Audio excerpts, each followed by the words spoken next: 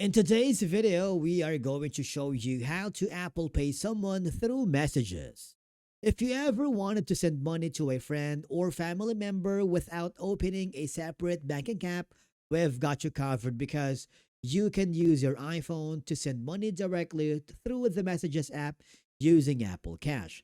But before you can send money through messages, make sure you have the following: on iPhone running the latest version of iOS, and of course, you have a valid debit card linked to your Apple Pay.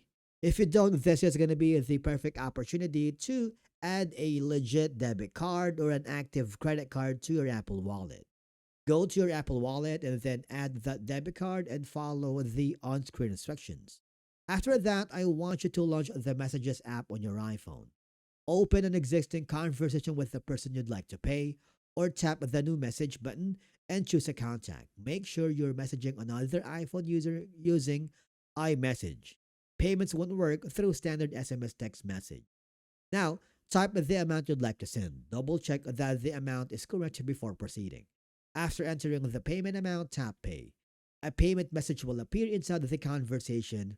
Review all the details carefully, and when you're ready, tap the send button, just like sending a normal iMessage. And of course, to complete the payment, authenticate using one of the following: Face ID or Touch ID, or using your iPhone passcode. Once your identity is verified, Apple will securely process the payment. Okay? And basically, that's it for today's video on how you can Apple Pay someone directly through the Messages app. Thank you so much for watching. We will see you with the next video.